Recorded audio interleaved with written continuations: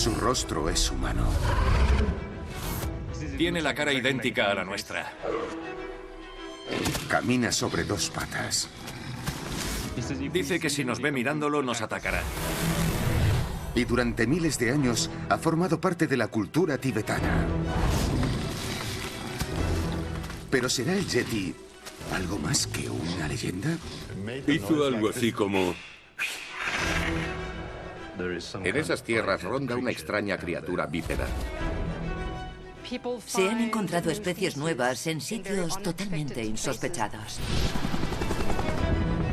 Soy Mark Evans, un científico con una misión. Si existe una explicación racional sobre el Yeti, estoy dispuesto a descubrirlo. Veremos restos antiguos. Vaya, es espantoso. Que desvelarán una nueva evidencia sorprendente. Toda leyenda siempre tiene una base científica. Y yo me pregunto, ¿será la ciencia del siglo XXI capaz de desvelar el primitivo secreto que gira en torno al Yeti? Puede que el Yeti fuese real. Es posible que exista.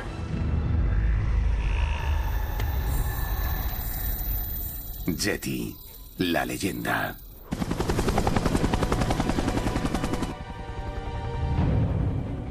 Las innovaciones genéticas me están permitiendo investigar la teoría de que el Yeti sea un híbrido de oso polar. O bien, una leyenda basada en algún extraño tipo de humano. Me encuentro en el Himalaya buscando muestras que nos darán la confirmación y que serán analizadas por la experta genetista Charlotte Lindquist. Si consigues el ADN de alguno, podremos saber qué criatura es. Atravesando el valle de Sum, en Nepal, nos contaron historias sobre ataques de oso. Tienen garras enormes, de hasta 8 o 10 centímetros de largo. Y también acerca de una misteriosa criatura bípeda. Y dice que camina sobre dos patas. Pero hasta ahora he fracasado en mi hazaña por encontrar algún hueso o muestra de pelo o tejido. Me han aconsejado que siga subiendo y hable con comerciantes y nómadas. Así que me voy del valle de Sum dirección oeste. Al prohibido reino de Mustang, al norte de Nepal. De todos los lugares en los que he estado, este es un mundo diferente.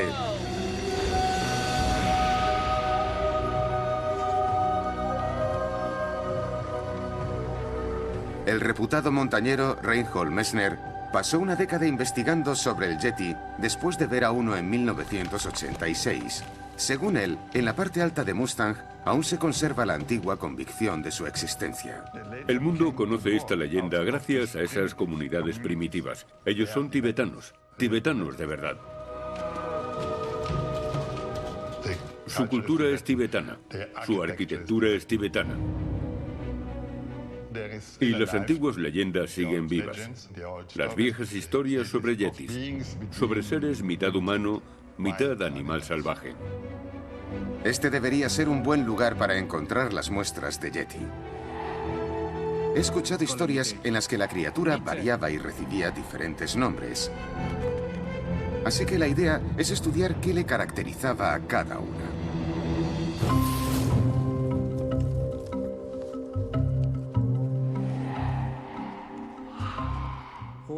Tantos nombres para denominar al Yeti es confuso, ¿verdad? La buena noticia es que ya lo he entendido.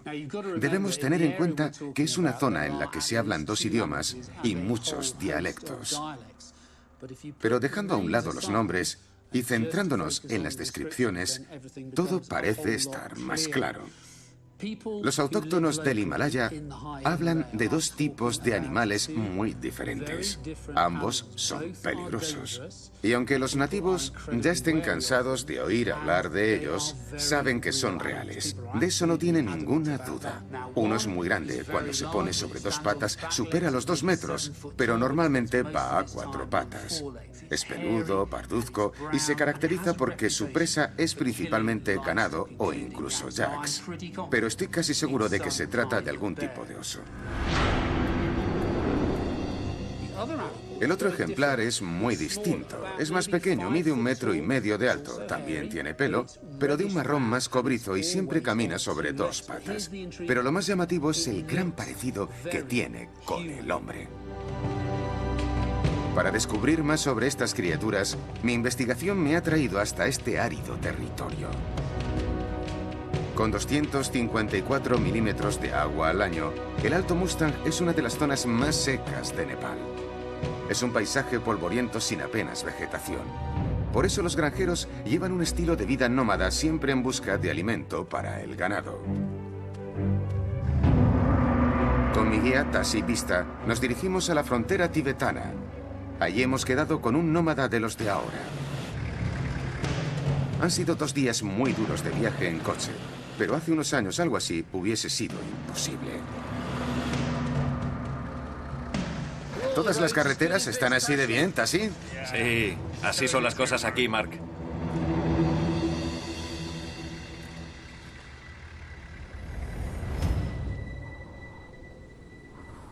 Las zonas con vegetación de la frontera con el Tíbet suelen atraer a los osos. Las picas también son una de sus presas favoritas, junto con las cabezas de ganado más despistadas. Durante 6 meses al año, Sunam vive aquí arriba, vigilando muy de cerca a sus yaks y sus cabras. Incluso para Sunam es extremadamente complicado ver a un oso merodeando por aquí.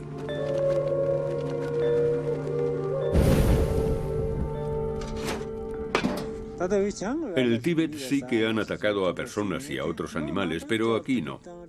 Yo nunca he uno. Solo un día a uno excavando para cazar una marmota. ¿Y tú o algún otro nómada que conozcas posee alguna parte del cuerpo de uno de esos osos? ¿Algo de tejido, un hueso, pelo? Yo no tengo huesos, ni garras, ni nada de eso. Pero sí tengo algo de pelo. Cuando estaba cavando para cazar la marmota, se le enganchó algo de pelo en un arbusto. ¿Y oíste al oso cuando intentaba cazar a la marmota?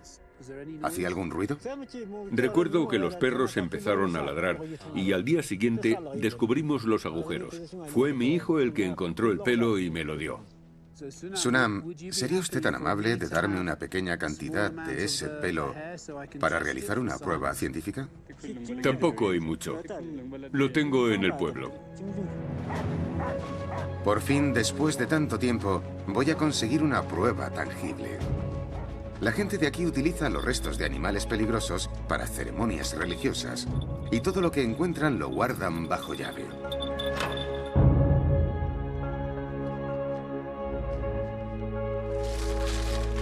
Excelente.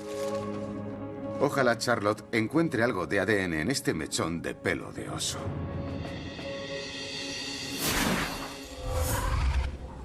La ciencia de vanguardia nos permitirá analizar las muestras y quizás veamos con otros ojos las antiguas evidencias. En el 51, el explorador británico Eric Shipton fotografió unas extrañas pisadas junto al campamento base del Everest. Antes de venir a Nepal, decidí investigar si esas huellas podían de hecho ser de oso. Entonces se afirmó que eran de Yeti, y se consideraron un descubrimiento clave a la vez que le dio cierta credibilidad a la existencia de un humanoide. Pero jamás se ha encontrado a un Yeti, y ya son 65 años estudiando huellas, la prueba más fiable que alguien ha logrado proporcionar de este supuesto primate bípedo.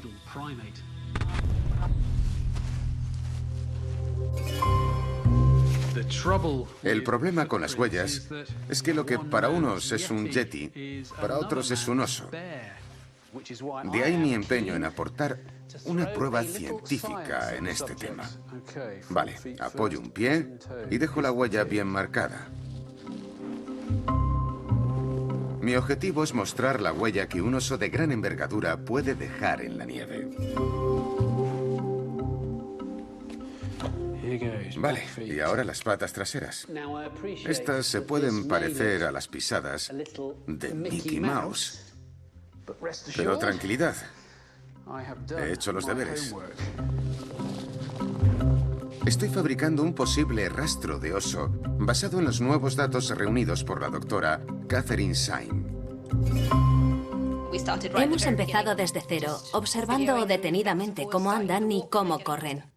¿No es interesante? Si ralentizamos la imagen, podemos observar cómo la pata derecha trasera, cuando reposa, tiene una forma muy parecida a la humana. Sí, al pisar adoptan la misma postura que nosotros. Emplean toda la planta, primero el talón y luego la punta. Y son los únicos mamíferos de gran tamaño que pisan así. Además, también compartimos más o menos el tamaño del pie. Es un pie muy parecido al humano. Ya, pero lo que yo me pregunto es, ¿qué es lo que se ve, por ejemplo, en la nieve cuando se persigue a un oso? ¿Qué posición tenían las huellas que vieron esos tipos? ¿Cómo es posible que un animal de tales dimensiones pueda pisar con las patas tan juntas? Las juntan mucho, ¿verdad? Sí, logran colocarlas debajo del cuerpo. Las grabaciones también revelan que, en ocasiones, los osos pardos colocan las patas traseras en las huellas que dejan las patas delanteras. Es un hecho fascinante, pisar sobre tus propias pisadas. Entonces, ¿sería posible que un oso deje un rastro lineal?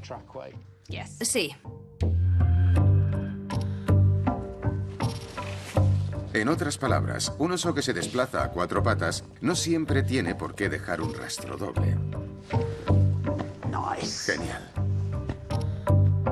Por ejemplo, es algo que no ocurre cuando galopa.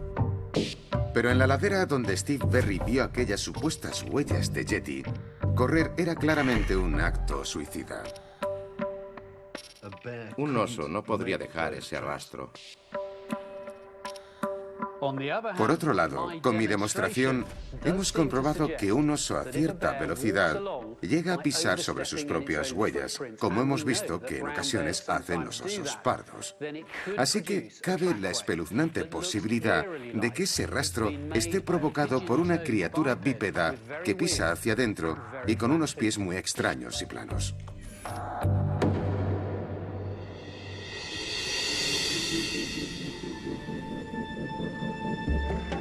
Volvemos a Nepal y sigo buscando muestras. Mi interés por el Yeti ya es prácticamente vox populi y he conseguido citarme con alguien que puede ayudarme en mi investigación sobre la teoría del hombre salvaje. A Tasi y a mí nos han enviado a hablar con un hombre llamado Pemba, un curandero tradicional que vaga errante entre Nepal y el Tíbet en busca de hierbas de la parte alta de la montaña para preparar sus medicinas. En esta zona, al hombre salvaje se le conoce como Meti, y según los nativos, Pemba tiene información de primera mano sobre este escurridizo ser.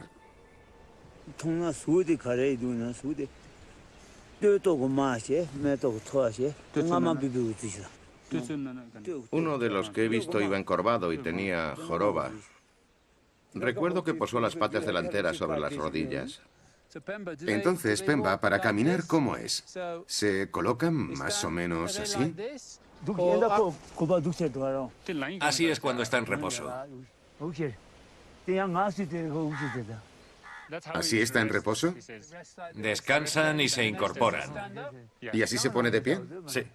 Y eso es todo lo erguido que llega a ponerse. Y luego camina como así. Genial, ha sido de mucha ayuda. Mientras trato de asimilar toda la información, Pemba nos habla sobre un reciente encontronazo entre un oso y un yeti.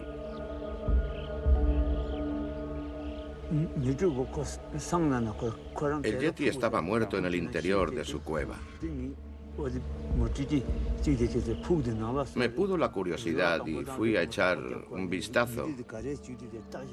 Le había cortado la cabeza y se la había llevado. Yo cogí el hueso de la pata izquierda. Para todos nuestros rituales especiales utilizamos hueso de yeti. En estas zonas, creen que una trompeta hecha con hueso de yeti tiene poderes especiales. ¿Dónde está exactamente la cueva en la que vio a ese yeti muerto?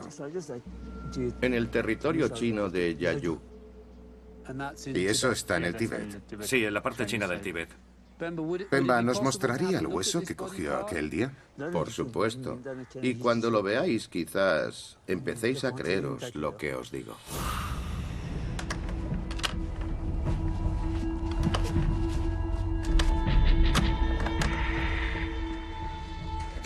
Bien, vamos a ver. Igual que el mechón de pelo del nómada, para Pemba, su hueso de yeti es una de sus posesiones más preciadas.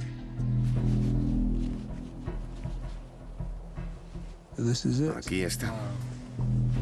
Las partes por donde se une el hueso indican que su propietario aún estaba en edad de crecimiento. Pero, ¿a qué pertenece?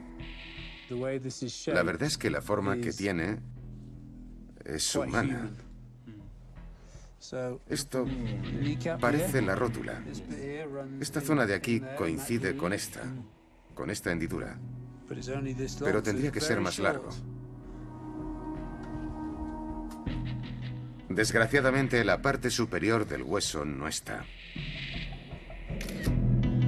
Y para poderlo identificar necesitaré una muestra.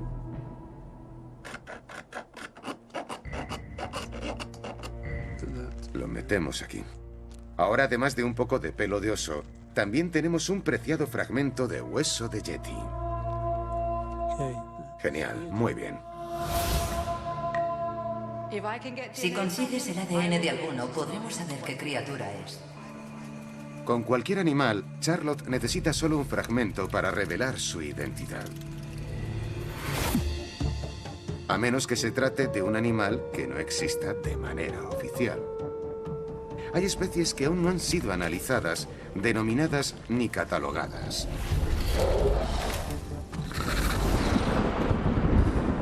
Aunque parezca mentira, la historia confirma que incluso en la era moderna, aún son muchos los mamíferos que quedan por descubrir.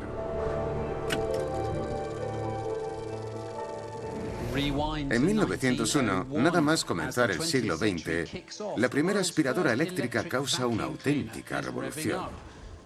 Mientras, en el campo de la ciencia, se descubría el okapi, un animal de más de 1,80 m que vive en África y hasta ahora considerada una criatura mítica. Un año después, abren el primer cine en Los Ángeles. En cartelera, la verdadera vida de King Kong, el gorila de la montaña. Avanzamos hasta 1929, el año que llega la televisión en color, y otro extraordinario primate, el bonono. 1937, los helicópteros empiezan a despegar y en las profundidades de la selva camboyana, varios científicos descubren al cupre, una enorme bestia con cuernos de más de 1 tonelada. Y por fin, 1992. El proyecto del genoma humano está casi completado cuando una especie totalmente nueva de buey salvaje sale a la luz. El ultrasigiloso Saola. Nos creemos que lo hemos visto todo, pero la Tierra es un gran planeta. Aún quedan lugares ocultos.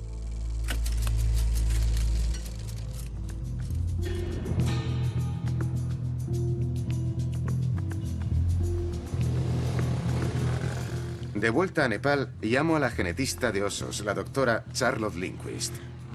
Previamente en mi investigación le di 3 muestras que había recogido y que, en teoría, pertenecían a yetis.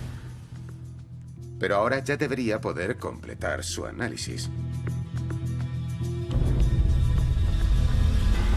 Que encontrara pruebas de la existencia de un híbrido de oso polar sería un paso al frente en mi empeño por revelar el misterio del yeti.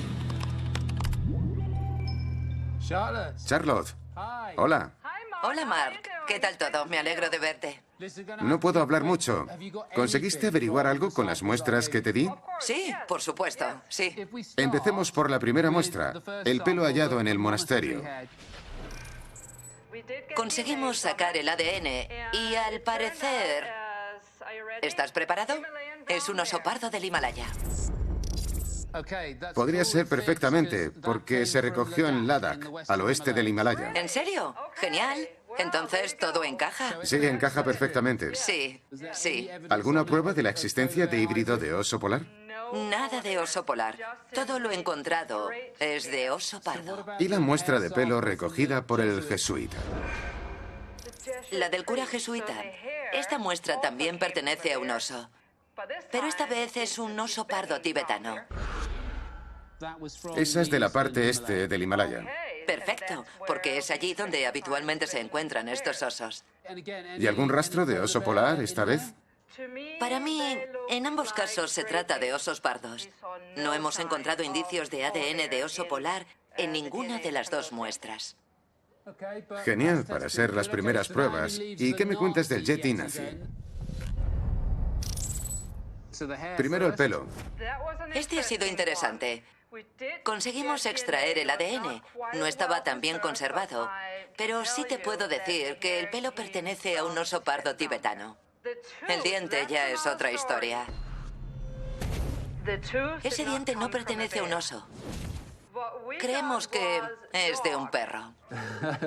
No me sorprende. Por cierto, por fin he podido encontrar más muestras. Bien. Mira esto. Parece una uña del pie, pero en realidad es un fragmento de fémur que un curandero encontró en una cueva en la meseta tibetana hace unos 6 o 7 años. Lo extrajo de un cadáver putrefacto al que, me contó, le habían arrancado la cabeza. Y él me asegura que era un mited o yeti, algo que me llama bastante la atención. Y también he conseguido una muestra de pelo que me dio un nómada muy amable de las zonas de alta montaña, cerca del altiplano tibetano. Parece que un oso o una criatura similar se enganchó con un arbusto en un lugar en el que había estado cavando y ahí fue donde lo consiguió. Así que ya tenemos 2 muestras más. En cuanto vuelva iré a verte. Estupendo. Un placer hablar contigo. Adiós. Adiós. Aún es pronto para descartar la teoría del híbrido de oso polar. Quizá estas 2 muestras recientes lleguen a darnos una sorpresa. ¿Pero qué pasa con el mite, con el hombre salvaje? ¿Existe o existió algún tipo de criatura que pueda dar una explicación a todo esto? Cada vez es más evidente que no siempre hemos estado solos. Incluso hasta hace poco, ha habido otros tipos de humanos en la Tierra. Todos recordamos a los neandertales, que se extinguieron justo en el último periodo glacial. Aquellos hombres de baja estatura, resistentes y tremendamente fornidos, recorrieron Europa y Asia Occidental, y no eran los típicos patanes cavernícolas que en un principio se pensó. Luego están los llamados hobbits de la isla de Flores, descubiertos hace apenas una década. Son más bajos que nosotros y unos diablillos muy listos. Pero hace solo 5 años, unos científicos nos sorprendieron con el hallazgo de otra especie humana más actual, a la que llamaron hombre de Denisova. No se sabe mucho de su apariencia, porque lo único que tienen es un meñique y un par de dientes. Pero eso ha sido suficiente para extraer el ADN. Y les diré que reveló una historia inquietante. Resulta increíble, pero es posible que el hombre de Denisova sea una especie en mi investigación sobre el yeti. Recientemente el tema cobró importancia cuando los científicos que estudian cómo los tibetanos pueden prosperar a tal altitud se toparon con un vínculo genético que hizo saltar todas las alarmas. En lugares que están a gran altura, como el Himalaya, el cuerpo no recibe la cantidad de oxígeno habitual. Considero que estoy en forma y aún así me fatigo con el mínimo esfuerzo, como le ocurre prácticamente a todo el mundo, incluso a montañeros expertos como Messner. Es entonces cuando el cuerpo responde de forma muy rápida y aumenta la producción de oxígeno que circula por el torrente sanguíneo. Así podemos respirar sin problema y llegar a oxigenar todo nuestro cuerpo, especialmente el cerebro. Se puede soportar un tiempo, pero tiene un inconveniente. El uso de todo ese oxígeno de más hace que la textura de la sangre, por decirlo de alguna manera, pase de agua a miel. Con el tiempo, es posible que esa espesura en la sangre sea el camino directo a sufrir serios problemas de salud. Lo asombroso de los tibetanos es que habitan aquí arriba desde hace miles de años. Está claro que sus cuerpos responden de forma muy diferente a los bajos niveles de oxígeno. Y en parte la clave de esa resistencia a las alturas puede tener que ver con una diminuta parte de su ADN que coincide con, adivinen quién, el del hombre de Denisova. Es posible que esa variable genética sea la que les permita sobrevivir en la cima del mundo.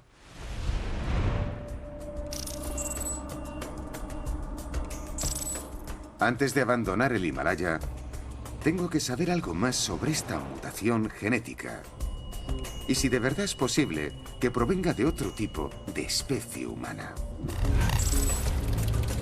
Conocido como el EPAS1, el gen ha sido analizado minuciosamente por un experto en genética humana, el profesor Rasmus Nielsen.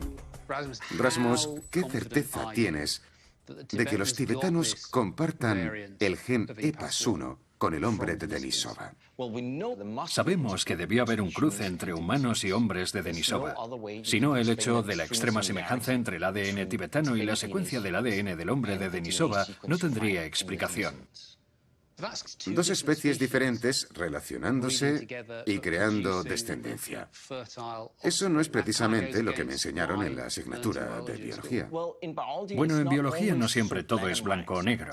A veces puede ocurrir que especies diferentes se crucen. Quizás esta relación entre distintas especies sea más relevante en la evolución humana de lo que se pensaba hasta ahora. El ser humano moderno procede de África y tuvo que adaptarse a toda esta variedad de entornos. Y eso no solo lleva tiempo, sino que además tuvo que expandirse muy rápidamente. Y una de las maneras en las que se ha conseguido es intercambiando genes entre especies. Es como una evolución por la vía rápida. Parece que el tibetano contemporáneo tiene genes suficientes para habitar sin problema en zonas altas. Pero vosotros os habéis centrado en un gen en concreto. ¿Por qué es tan importante? Está claro que la variante genética que poseen los tibetanos por el gen EPAS1 les da una gran ventaja a la hora de vivir a gran altura. Uno de los beneficios es que la mayoría de los embarazos se gestan con éxito. Las mujeres que no tienen la variante genética en particular tienden a sufrir hipotensión. Los tibetanos nativos no lo sufren de la misma manera porque tienen esta variante que les diferencia con el resto del mundo. Habéis investigado sobre el genoma del hombre de Denisova. Sois los que más información tenéis, así que ¿qué más puedes contarme del hombre de Denisova y su misterioso ADN? Pues, por ejemplo, también se ha estudiado la pigmentación de la piel. Al parecer tenían un tono de piel un tanto oscuro, ojos marrones y color de pelo oscuro también. ¿Y se sabe qué altura podían alcanzar? Sí, aunque es complicado saberlo solo por los genes. Pero, según los pocos restos que se han podido analizar, hemos averiguado que se trataba de un ser robusto y posiblemente muy similar al hombre neandertal. ¿Y cuántos tipos de especies humanas con las que hayamos compartido el planeta Tierra crees que quedan por descubrir? El descubrimiento del hombre de Denisova fue una coincidencia. Pensamos que la muestra sería de un neandertal, y encontrar aquel ADN fue un golpe de suerte. Ahí fue cuando supimos que habíamos hallado algo diferente. Y cuanto más avance la tecnología genética, seguramente más especies diferentes llegarán a descubrirse.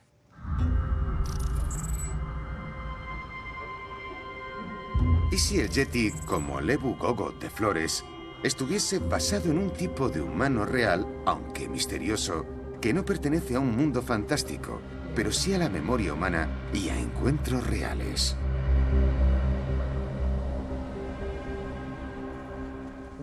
Nosotros, el humano moderno, el Homo sapiens, no tenemos un buen historial en lo que respecta a compartir el planeta Tierra con otras especies humanas, y ha habido unas cuantas.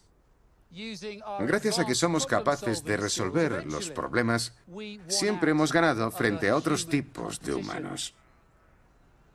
Pero hay un entorno en el que el Homo sapiens lucha por sobrevivir. Y eso sucede en lugares como este, que están a gran altura y donde escasea el oxígeno. Y todo esto hace que me pregunte si el hombre de Denisova, con su asombrosa capacidad para adaptarse a las zonas altas, podría sobrevivir y prosperar igual que el resto en lugares como este, la meseta tibetana. Ahora que sabemos que sus primos europeos, los neandertales, sucumbieron ante el Homo sapiens hace unos 40.000 años, la gran pregunta es: ¿uno de estos hombres de Denisova sobreviviría en el altiplano tibetano, que es su hábitat natural? Y si así fue, ¿hasta cuándo ocurrió? Puede que haya una forma de descubrirlo. 25.128, el último. Hace 2 años, antes de descubrir la conexión con el hombre de Denisova, recogí muestras de saliva de una docena de sherpas, personas de origen tibetano que vivían en Nepal.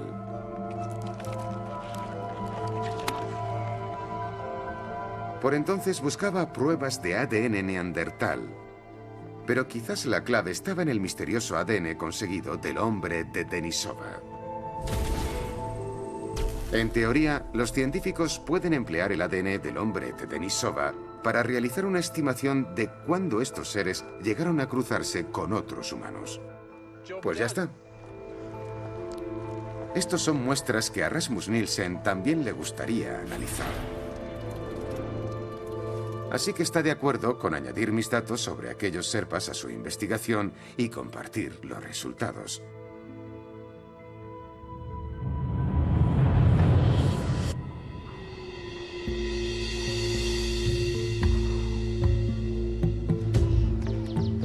Antiguamente el pueblo de Surang fue un lugar muy importante debido a que era donde todo el mundo paraba en la ruta comercial entre la India y el Tíbet. Atashi y a mí nos han contado que aquí hay una garra de yeti oculta en este palacio en ruinas.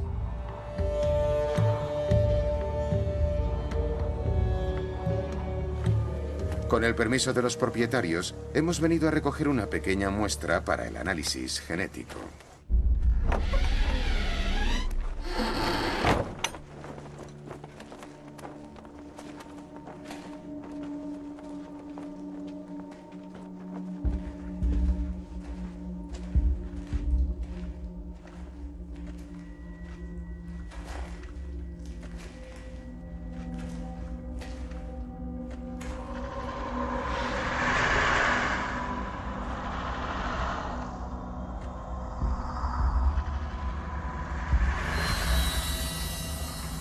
La misteriosa reliquia está guardada en una habitación en la parte superior junto con otros elementos fetichistas para protegerse del demonio. Dios mío.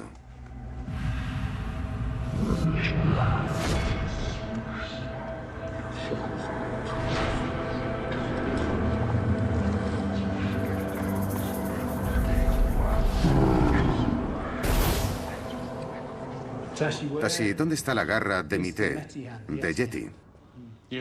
Aquí. ¿Aquí? Sí, así es. Vaya, es espantoso. Es como... Yo veo una pata con 3 uñas o 3 garras y que parece humano, ¿no crees? Sí, sí que lo parece, la verdad. Definitivamente esto es humano. ¿Conoces la historia de esta reliquia? Según me han contado, un ladrón intentó entrar y le cortaron la mano como castigo. Pero no es la mano de aquel ladrón lo que nos ha traído hasta aquí, sino las 2 garras que, según dicen, son de Yeti. Bueno, parecen garras de oso. Ah, ¿sí? Sí, son de oso, pero ¿de qué especie? Además, son muy antiguas. A Charlotte le encantará saber que hemos encontrado esto.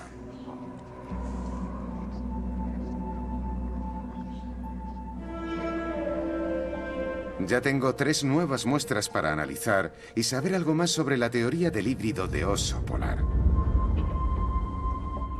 Pero, ¿y el hombre de Denisova? Una especie humana ya extinguida con la que nos cruzamos alguna vez. ¿Pudiera ser que la meseta tibetana fuese el último de sus escondites y estuviera fuera de nuestro alcance? Aquí es raro el autóctono que no tiene cosechas y animales domésticos. Aunque hasta hace poco, en estas zonas de gran altitud, solo habitaban manadas de antílopes y yaks salvajes.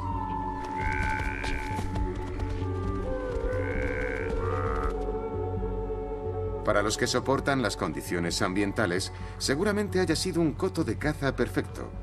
Incluso en el peor momento de la última era glacial, hace 20.000 años. Supongamos que este fuera su último refugio. ¿Cuánto tiempo podrían sobrevivir las historias sobre el hombre de Denisova si la manera de transmitirse es de boca en boca? La asombrosa respuesta ha sido dada por aborígenes australianos. Algunas de sus historias mencionan ciertos hechos, como cambios en el nivel del mar, que datan de hace 15.000 años. Eso indica que los relatos transmitidos de boca en boca, de generación tras generación, perduran en el tiempo mucho más de lo que podemos imaginar.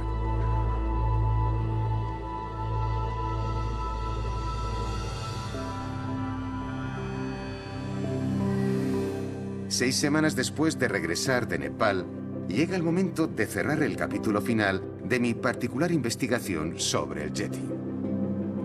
Charlotte y Rasmus han terminado las pruebas en el tiempo que les pedí. Llegó el momento de que me cuenten qué han descubierto. ¿Será oso, hombre salvaje o algo inventado? Es hora de que ese ADN confiese. Primero me reuniré con la experta en osos, la doctora Charlotte Lindquist. El resultado de las 3 muestras anteriores ya desveló algunos detalles. La primera muestra, la encontrada al noroeste de la India, pertenecía a un oso pardo del Himalaya. La muestra 2, encontrada al este, era de un oso pardo tibetano.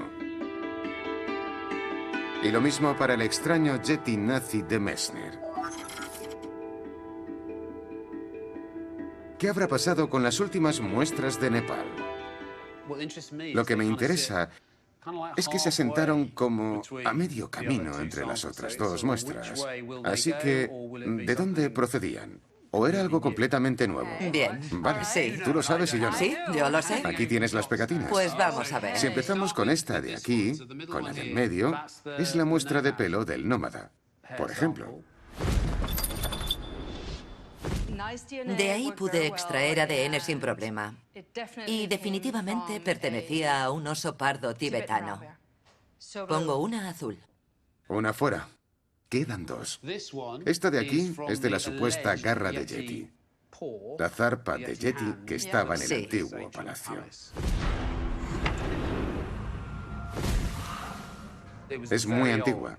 ¿Conseguiste extraer algo de ADN? Sí, y me sorprendió porque está claro que procede de un oso, pero de una especie distinta. ¿En serio? Sí. ¿Y? Es un tercer tipo de oso distinto. ¿Qué tipo? Esta de aquí era de un oso negro.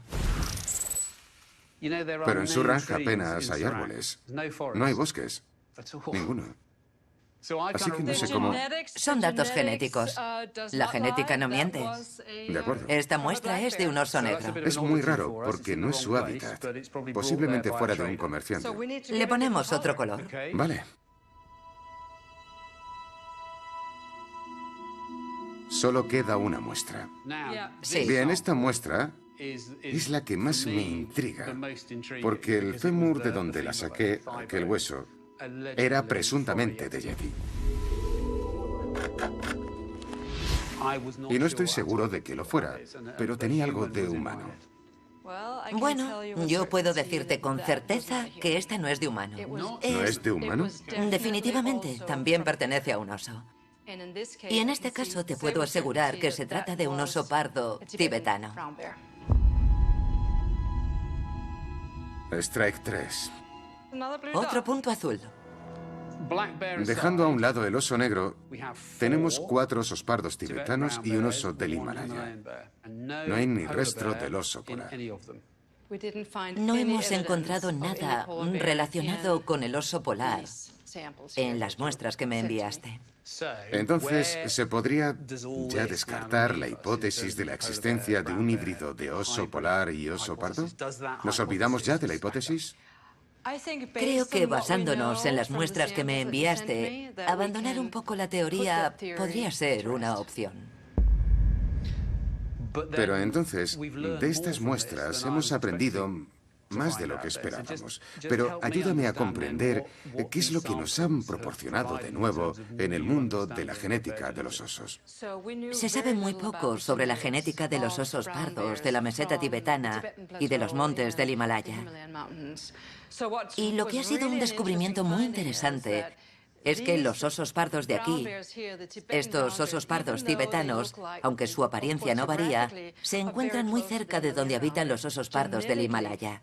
Genéticamente son más similares a los osos pardos del parque de Yellowstone en Estados Unidos y a los de los Pirineos en Europa.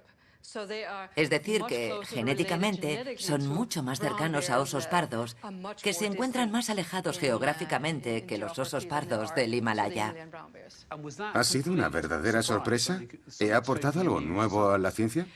Sabemos que fueron aislados genéticamente unos de otros, pero ahora ya podemos añadirlo con seguridad en el árbol genealógico del resto de osos pardos. Entonces, las 6 muestras recogidas en el Himalaya durante el 2015 han servido para juntar a otra parte del árbol de la familia de los osos. Exacto. Tus muestras han sido clave para aprender algo más sobre el árbol genealógico del oso pardo.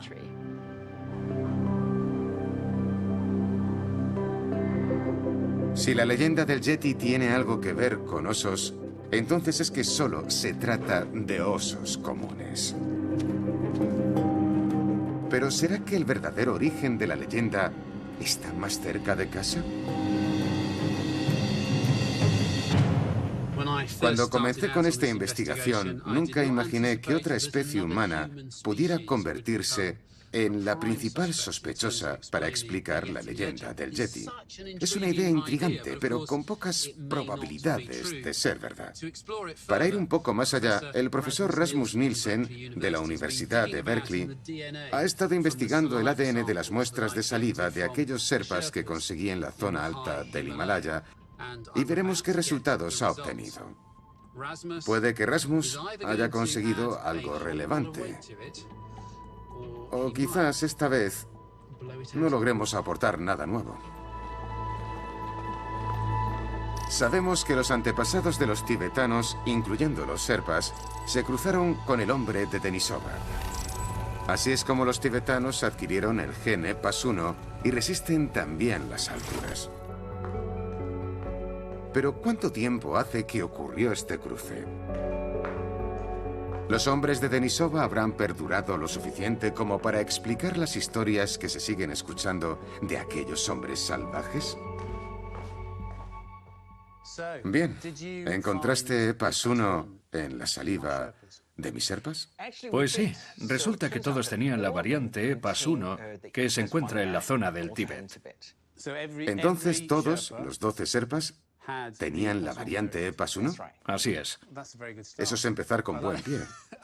Me encanta, pero obviamente aquí lo importante es tratar de averiguar cuándo se produjo el primer cruce entre el hombre de Denisova y los ancestros de esos sherpas y el resto de tibetanos. ¿Me podrías mostrar los resultados? Claro. ¿Cuál es el elemento clave en el que hay que fijarse? Lo principal es centrar la atención en esta curva azul. Todo es cuestión de probabilidad. En pocas palabras, la curva lo que dice es que el cruce con el hombre de Denisova es posible que haya sucedido alrededor de 1500 generaciones atrás. Estaríamos hablando de unos 40.000 años. Pero con todos estos resultados, ¿cómo es posible que no se pueda llegar a especificar cuándo ocurrió exactamente? La fecha más reciente por la que nos podemos guiar es hace unos 7.000 años. ¿Y eso a cuántas generaciones corresponde? A unas 250 generaciones atrás.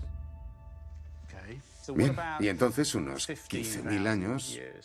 Sí, ahí son 15.000 años. Como a esta altura de la curva. Hace 15.000 años también sería plausible. Bien, vaya. 15.000 años es un poco más de 500 generaciones. Y si otros grupos han recordado hechos vividos durante periodos similares en el tiempo, ¿por qué no lo van a hacer los tibetanos con sus historias sobre peligrosos hombres salvajes? Ha sido un experimento fascinante, ¿verdad? En algún lugar de la meseta tibetana, puede que hace 15.000 años, pequeños grupos pioneros de Homo sapiens, el humano moderno, se encontrasen con personas de piel oscura y de complexión fuerte. Personas que parecen estar mejor adaptadas de lo habitual a las condiciones ambientales y que son hábiles para cazar. Puede que los encuentros no siempre fueran amistosos.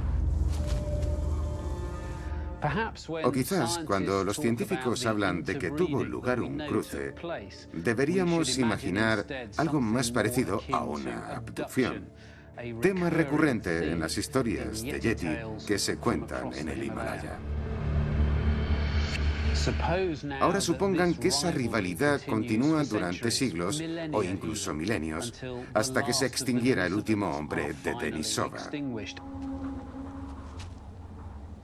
Y que todo lo que queda de estos enigmáticos cazadores son estas mutaciones genéticas que pasaron a formar parte del ADN tibetano. E intrigantes historias sobre un peludo y peligroso ser bípedo que vaga por las zonas altas de la montaña. Tendemos a pensar que somos los únicos humanos, pero ha habido muchos otros.